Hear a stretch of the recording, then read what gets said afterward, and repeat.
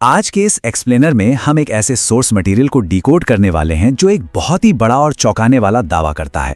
दावा यह है कि हाल ही में आई फिल्म धुरंधर 2 सिर्फ कोई एंटरटेनमेंट या आम फिल्म नहीं है, बल्कि एक बहुत ही बारीकी से डिजाइन किया गया पॉलिटिकल विज्ञापन है। इस पूरी चर्चा में हम ये समझेंगे कि कैसे इस सोर्स ने फिल्म के पीछे छिपे दावों, हिस्टोरिकल डेटा और सिनेमैटिक ट्रिक्स को बेनकाब किया है। तो चलिए बिना किसी देरी के शुरू करते हैं। तो ये है आज का हमारा रोड मैप। हम इन 5 चीजों पर फोकस करेंगे। सिनेमा एक पॉलिटिकल एडवर्टाइजिंग के रूप में, साइकोलॉजिकल ट्रिक्स, फॉरेन पॉलिसी बनाम डाटा, नोटबंदी का मामला और आखिर में वो अहम घटनाएं जिन्हें टाइमलाइन से गायब कर दिया गया। पहले हिस्से से शुरुआत करते हैं, cinema as political advertising. Source की शुरुआत इसी दिलचस्प ऑब्जर्वेशन से होती है कि कैसे बड़े बड़े राजनेता और ऑफिशियल हैंडल्स इस फिल्म को एक्टिवली प्रमोट कर रहे हैं, जो ये इशारा करता है कि इसका मकसद सिर्फ मनोरंजन से कहीं ज्यादा है। अब सबसे पहले नजर जाती है फिल्म के डिस्क्लेमर पर। इसमें साफ साफ लिखा है कि ये पूरी कहानी काल्पनिक है और किसी भी असली इंसान से इसका मिलना सिर्फ एक इत्तेफाक है। लेकिन यहीं पर सोर्सी एक बहुत ही बड़ा विरोधाभास हाईलाइट करता है।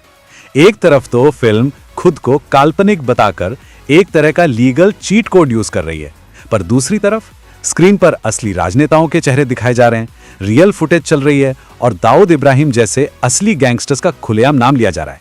सोर्स का पॉइंट यह है कि यह डिस्क्लेमर असल में पहला मैनिपुलेशन है, ताकि ये लाइन ही ब्लर हो जाए कि फिक्शन कहां खत्म होता है और फैक्ट कहां शुरू होता है। आगे बढ़ते हैं दूसरे हिस्से पर, साइकोलॉजिकल और नैरेटिव ट्रिक्स। सोर्स अब उन सिनेमैटिक टूल्स के अंदर जाता है जो मेकर्स ने ऑडियंस के दिमाग से खेलने के लिए इस्तेमाल किए हैं।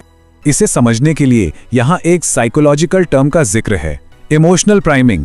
बेसिकली ये किसी के अंदर पहले से एक खास इमोशन ट्रिगर करने का तरीका है, ताकि आगे दी जाने वाली जानकारी को वो उसी इमोशन के चश्मे से देखे। सोर्स के मुताबिक फिल्म का ओपनिंग सीन, जिसमें पाकिस्तान में भयंकर वायलेंस दिखाया गया है, उसका कहानी से कोई खास लेना देना नहीं है। उसका इकलौता मकसद है लोगों के मन में तुरंत गुस्सा और नफरत पैदा करना। और सोर्स ने इसे एक बड़ी ही कमाल की एनालॉजी से समझाया है। सोचिए, स्टेप 1 में किसी को एक बहुत तीखी मिर्च खिला दी जाए ताकि उसकी जबान जल जाए। यहां मिर्च का मतलब है वो कच्चा गुस्सा। और फिर आता है स्टेप 2, जब जबान जल रही हो तब प्रोपेगेंडा वाली मीठी मिठाई परोस दो।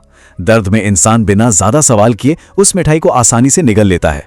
इसी से जुड़ी एक और ट्रिक देखिए। फिल्म का मेन विलन देश के प्रधानमंत्री की तारीफ कर रहा है। अब सोचिए, अगर फिल्म का हीरो तारीफ करता तो शायद हम उतना ध्यान नहीं देते, लेकिन जब सबसे खूंखार विलन ये कबूल करे कि प्रधानमंत्री से उसे डर लगता है, तो सोर्स कहता है कि ये ऑडियंस को कन्विंस करने की एक बहुत ही तगड़ी, भले ही थोड़ी अननेचुरल स्ट्रेटेजी बन जाती है। चलिए अब तीसरे हिस्से पर आते हैं, फॉरेन पॉलिसी वर्सेस डेटा। यहां फिल्म के दावों को असली हिस्टोरिकल डेटा के सामने रखकर टेस्ट किया गया है। यहां एक बहुत बड़ा गैप देखने को मिलता है। फिल्म का एक डायलॉग दावा करता है कि आईएसआई और विदेशी ताकतें प्रधानमंत्री को हराने के लिए सिर्फ एनजीओ और समाजवादियों को खूब पैसा दे रही थीं। लेकिन जब असल हिस्टोरिकल रिपोर्ट्स खंगाली जाती हैं, तो सोर्स बताता है कि फॉरेन फंडिंग का एक बहुत बड़ा हिस्सा राइट विंग संगठनों को भी जा रहा था। यानी फिल्म ने जानबूझकर एक बहुत ही सिलेक्टिव और एक तरफा तस्वीर दिखाई है। अब आते हैं चौथे और शायद सबसे कंट्रोवर्शियल हिस्से पर, द डीमोनेटाइजेशन डिस्क्रेपेंसी, यानी नोटबंदी की सच्चाई। फिल्म में एक बहुत बड़ा नंबर उछाला गया है, 60,000 करोड़ रुपए।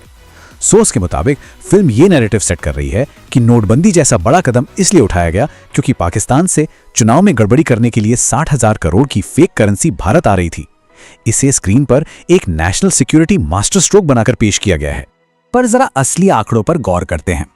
फिल्म कहती है 60,000 करोड़, लेकिन रिजर्व बैंक ऑफ इंडिया यानी आरबीआई का ऑफिशियल डेटा क्या कहता है? उस दौरान सिस्टम में सिर्फ 43 करोड़ रुपए की जाली करेंसी पकड़ी गई थी, सिर्फ 43 करोड़, और रद्द हुए नोटों में से 99.3% बैंकों में वापस लौट आए।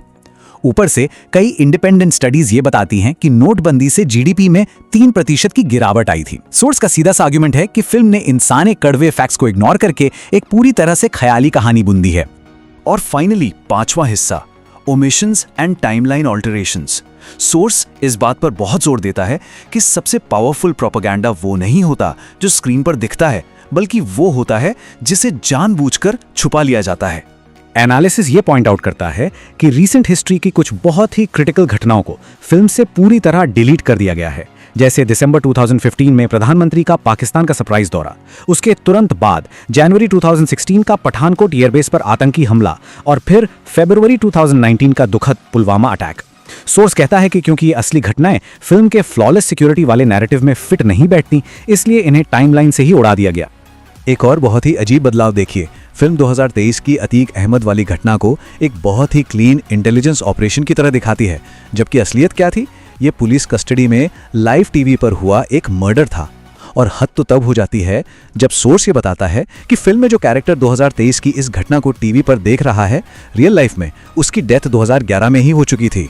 ये सारी बातें सोर्स को एक बहुत ही सीरियस साइकोलॉजिकल कंक्लूजन पर ले जाती हैं, और वो है गैसलाइटिंग। गैसलाइटिंग का मतलब है किसी के साथ ऐसा मेंटल गेम खेलना कि वो अपनी ही यादों, अपनी ही आंखों देखी सच्चाई पर डाउट करने लगे।